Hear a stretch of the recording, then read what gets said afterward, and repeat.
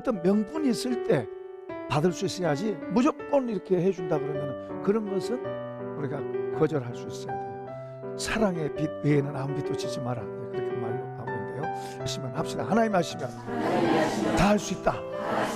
그러니까 이분이 먼저예요. 성령이 우리를 도우시면은 그분이 하는 일은 뭐 어떤 것이 제한되어 있고 그런 거 아니에요. 중요한 것은 그분께 순종하느냐 안 하느냐 그래요. 그러니까 믿음으로 그분을 믿으면 우리는 그분께 천국 마치 밭에 감추인 보화와 같다. 밭이 밭. 이게 밭이 밭. 하늘의 보화가 그 속에 들어와 있으니까 그렇게 보이는 거예요. 그러면 그 사람한테만 그러겠어요? 남편한테도.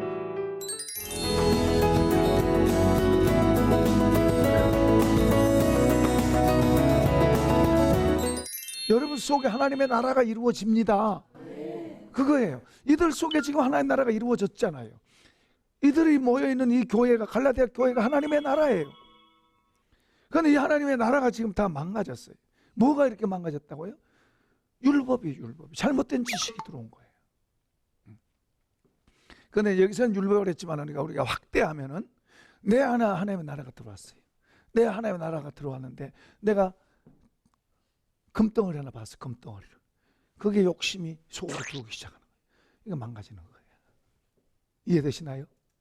여기 율법이니까 여기 율법 우리는 주님보다 어떤 것을 더 사랑하면 안 돼요. 우상이에요. 우상을 내 마음에 두면 망가져요. 이해되시나요? 구약에는 뭐 이렇게 뭘 만들어 놓고 그걸 우상이라고 그랬어요. 신약은 그보다 더 중요한 게 우리 마음에 예수님 모시고 있는 마음이 성전입니다. 여기다가 우상을 세워놓으면 여기는 주님이 주인이고 주님이 첫째가 돼야 돼요. 근데 여기다가 다른 우상을 담아놓으면 망가져요. 이해되시면 아멘. 심지어는 탐심도 우상의 탐심. 지나친 욕심은 우상이 된다고 말해요. 그러니까 우리가 이제 믿음이 깊어지면 그런 게 민감하게 이해가 되지만은 이제 믿음이 무디면은 그게 무슨 우상이고 그게 뭐 사람인데 뭐 그럴 수도 있죠 뭐 이런 식으로 가요. 그러나 성경은 이 초신자한테 말한 게 아니고 더 깊은 데로 들어가는 것을 과정을 이야기해 놓은 거니까. 자, 어쨌든 간에 이제 여기서는 이제 율법을 말합니다. 확대하면 여러 종류라 그랬어요. 어쨌든 우리는 교회는 예수님의 몸이고, 그리고 우리 각자도 예수님의 몸인데 우리 안에 성전. 우리가 이제 예배당에 모이면은 예배당이 뭐요? 하나님의 집이고 하나님 계신 곳이고 우리 각자 개인 속에도 성전이고 하나님 계신 줄로 믿습니다. 그럼 하나님 계신 곳에는 그분이 주인이고 그분이 중심이 분명해야 돼요. 다른 걸 섞는 걸 그분은 싫어하는 거예요. 다른 걸 섞는 것은. 그러니까 우리 마음 속에는 주님만 탁 모시고 어떤 좋은 것도 옆에다 놓으면 하나님이 잘 지켜주세요. 누가 못 뺏어가도록 하나님 지키세요. 근데 내가 이 안으로 끌어당기면 뺏어가도록 하나님이 하세요. 이해되시나요? 이런 지혜와 지각이 필요한 거예요. 아무리 많아도, 재물이 아무리 많아도, 옛날에 이스라엘 백성들이 말합니다. 너희가 그 땅에 들어가면 은금이 풍부해지더라도 너희 마음을 거기에다 치심치 말지어다. 옛날 번역에는 그쪽으로 마음을 두지 마라 그 말이에요. 그것을 마음속에다 담지 마라 그 말이에요. 우리 속에 하나님을 하나님 우리 마음의 성전을 하나님 앞에서 잘 지켜가라 그 말이에요. 다른 것에 잘못된 것에다 뺏기면은 무너진다 그 말이에요. 자, 율법이 들어와서 그럴듯한 말로 들어오니까 이제 쉽게 넘어갈 수 있을 것 같아요. 그러니까 율법이 들어왔는데 율법에 대해서 이제 설명을 하고 있어요. 설명을 하고 있는데 먼저는 아브라함에게 두 아들이 있었다. 두 아들. 누구예요? 큰 아들이 자, 이스마엘. 그 다음에는 이삭이죠. 이삭. 이 두 아들이 있었는데 이 두 아들이 아브라함의 아들이지만은 두 아들이 달라요. 여기 이스마엘은 어머니가 누구예요? 하갈은 신분이 뭐예요? 하갈의 신분은 종입니다. 종. 그 다음에 이삭의 어머니는 누구예요? 사라는 뭐요? 주인이죠, 주인. 그 사람 주인이에요. 이제 그런 설명을 쭉 하고 있는데 한번 읽어봅시다. 22절 시작.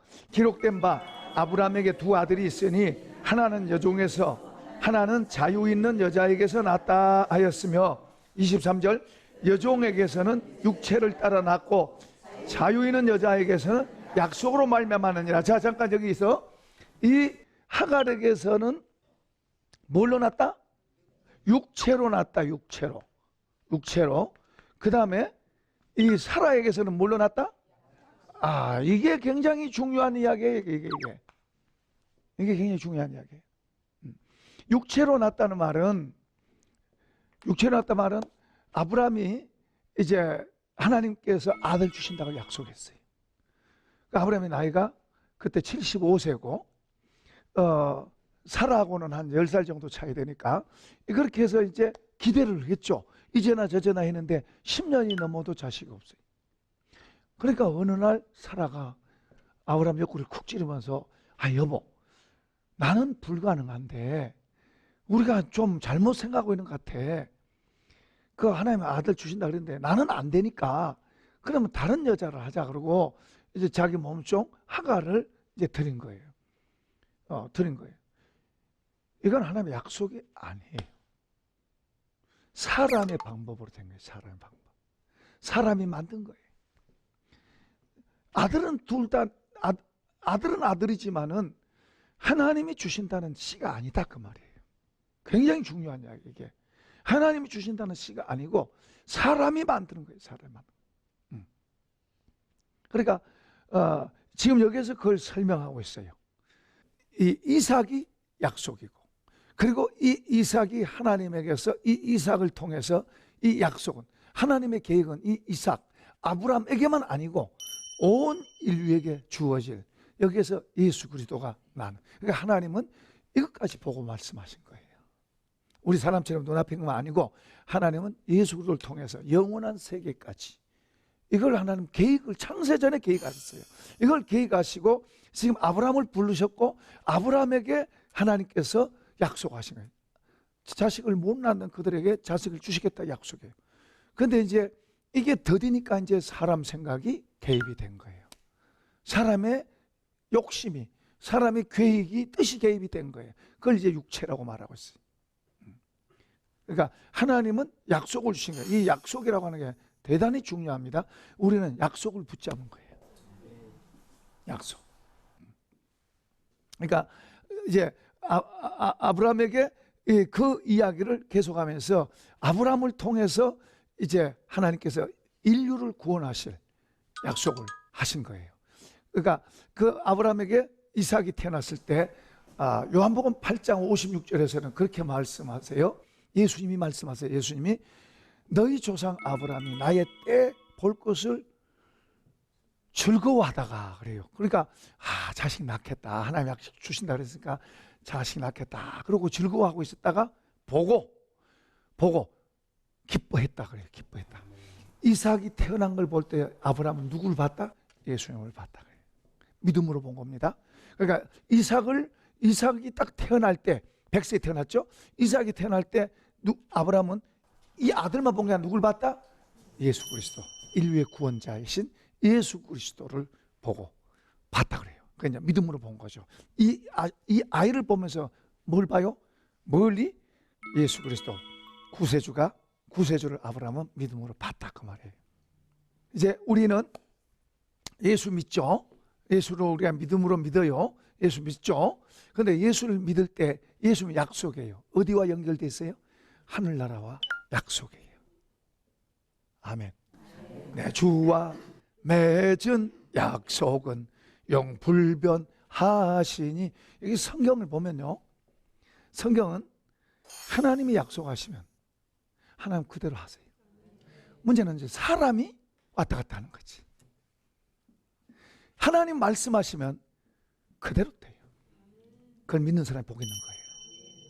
개인에게 말씀하시든지 가족에게 말씀하시든지 사회에, 국가에 말씀하든지 인류에 말씀하시든지 하나님이 말씀하시면 그대로 돼요.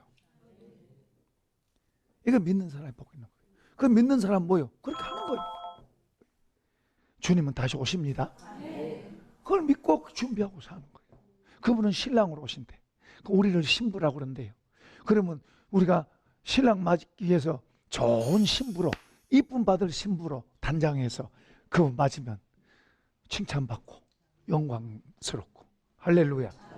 그런 것을 등한히 여기고 아무렇지도 않는 여기던 15명의 처녀는 아웃됐대. 철로역정에 보니까 동네에서 지옥으로 간 사람 있고, 순례길 가다가 지옥 가는 사람도 있고, 천국문 앞에서 지옥 가는 사람도 있더라고. 거기 약속했는데 그 약속을 못 가면 어떡해요? 옛날 이스라엘 백성들에게 하나님이 약속하셨어요. 애굽의 종사라고 하는 그들을 꺼냈어요. 하나님의 섭리로 그들을 애굽으로 보냈습니다. 이들을 하늘의 별과 같이 바다 모래와 같이 많게 하신다고 하나님 약속하셨어요. 그런데 텐트 생활해 갖고는 그렇게 안 돼요. 그래서 그들을 하나님께서 요셉을 통해서 애굽으로 하나님 보내신 거예요. 거기에서 장정만 60만, 정말 하늘의 별과 같이 바다의 모래와 같이 많게 했어요. 하나님 말씀하신 대로 한 거예요. 그리고 그들을 꺼내왔어요. 꺼내오면서 왜 꺼냈어요? 왜 꺼내요? 거기서 약속의 땅, 조상 아브라함에게, 이삭에게, 야곱에게 약속했던 땅, 그 조상들이 살았고 그들이 살았던 땅, 거기 어디예요? 가나안 땅이잖아요. 그 땅으로 데려가기, 그 약속의 땅이에요. 그 땅으로 데려가기 위해서 그들을 꺼내온 거예요. 그런데 못 들어갔잖아요. 왜 못 들어갔다 그래요? 하나님을 안 믿는 거예요. 자기 중심으로, 자기 좋다고, 자기 입맛대로만 가는 거예요.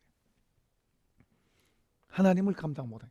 하나님이 이리저리 인도하셨습니다. 모세가 임의로 한 게 아니에요.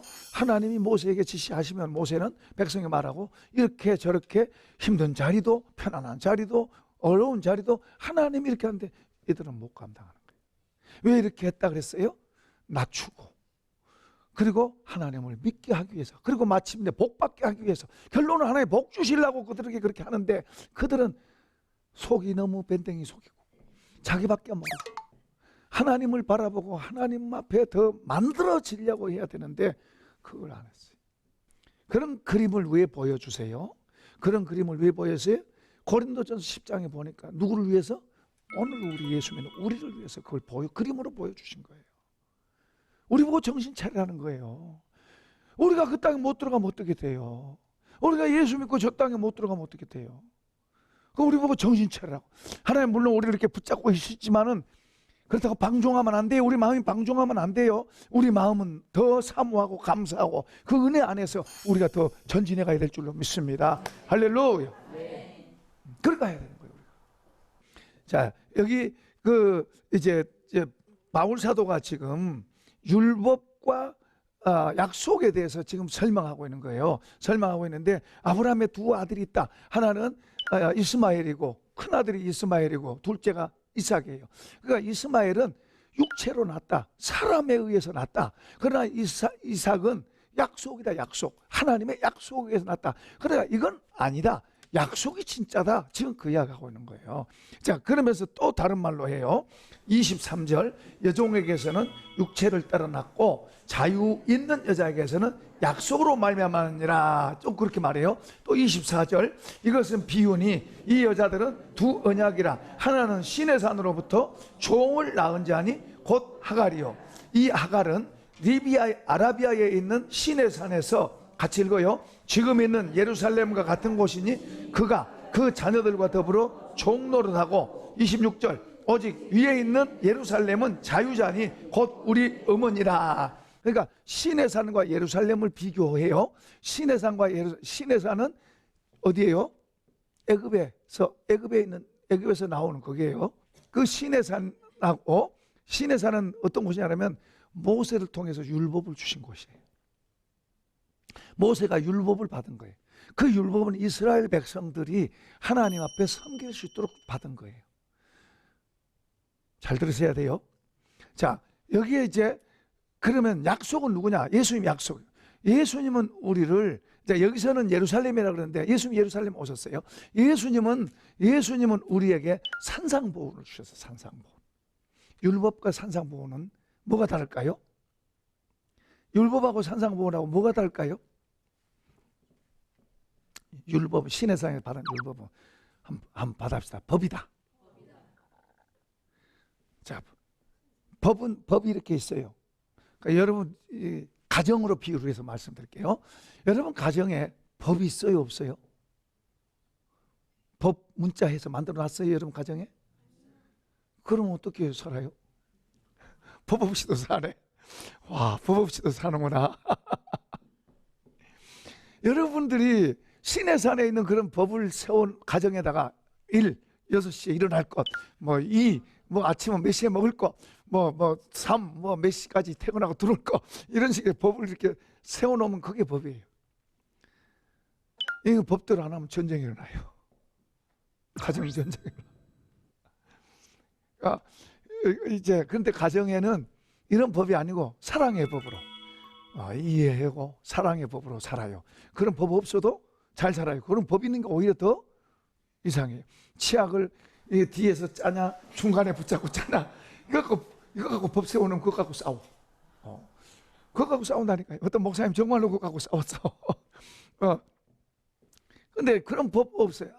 이렇게 저 사람은 이렇게 하는구나. 뒤에서 짜는구나. 저 사람은 그냥 중간에서 뭉퉁 잡고 짜는구나. 그러니까 사랑으로 이해하는 거예요. 저 사람은 저렇게 생겼으니까 그렇게 받아주는 거예요. 사랑으로. 그런데 그걸 법 세우고 이렇게 해야 돼. 이렇게 하면은 그렇게 안 하면 싸움이 일어난다니까요. 서로가. 그러니까 율법이라고 하는 것은 어떤 기준을 정해준 거예요. 그 법이 우리를 끌어서 만들어줄 수는 없어요. 잘 들으셔야 돼요. 이거 중요합니다. 이 법은 우리가 계속해서 훈련은 할 수 있어. 훈련. 거기에 도달해서 훈련은 할 수 있어. 훈련된다고 해서 내가 변한 건 아니에요. 훈련해서 어떤 폼은 만들 수 있어요. 그러나 속이 안 바꿨으니까 거기서는 그 자리에서는 그 직장을 위해서 그 자리에서는 그렇게 훈련된 거 가지고 하지만은 다른 데서는 더 추할 수 있어요. 더 추할 수 있어. 이게 법이에요. 법은 그래요. 근데 산상보훈에서 말한 주님의 말씀은 한번 받아봅시다. 영이고 생명이다. 법이 아니에요. 주님 말씀. 아까 가정 비유했잖아요. 사랑이에요. 사랑. 주의 말씀은 영이고 생명이에요. 그러니까 생명의 말씀으로 먹고 살아야 된다 그러면 주님의 말씀 먹고 우리가 살아야 돼요. 밥 먹으면 우리의 육신은 건강해. 육신은 살죠. 그런데 예수님의 말씀을 먹으면 우리의 영혼이 살아나. 예수님의 말씀은 이렇게 뒤집어 보면 사랑이에요. 이걸 안으로 해보면 섬겨라, 줘라, 낮춰라, 용서해라, 이런 게 있지만은 비판하지 말라, 이렇게 했지만은 이걸 뒤집으면 사랑이에요. 여러분 가정에서 법을 만들어 놓고 법으로 살면 그 가정은 전쟁터가 돼. 근데 그 법 없어도 잘 살아. 사랑으로 살아요. 사랑으로. 근데 이제 법이 동원되면 갈라서는 거예요. 그러니까 교회도 법은 있지만 법 없이 되는 것이 좋은 거예요. 은혜로 되는 게 좋은 거예요. 법을 들이대면 아픈 거예요. 근데 이 법하고 은혜의 법하고 달라요. 은혜의 법. 생명의 성령의 법이라고 로마서에 말씀하고 있는데 은혜의 법, 교회 안에서는 은혜의 법이고 우리도 그 은혜의 법으로 살아가는 걸 배워야 돼요. 그것은 주님의 가르침과 교훈, 그것은 영이고 생명이에요. 그 말씀을 우리가 먹어야 돼요. 먹어야 돼. 아멘. 듣고 잊어버린 게 능사가 아니라 먹어야 돼. 지금 여러분이 지금 그걸 먹고 있는 거예요. 그러면서 여러분 그래야 되겠다. 그렇게 하셔야 돼요. 그걸 먹어야 되는 거예요. 그거 듣고 잊어버린 게 좋은 게 아니에요. 안 되면 쓰세요.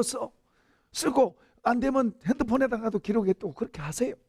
그렇게 하다 보면은 성령님이 여러분 속에서 여러분을 바꿔요. 변화시켜요.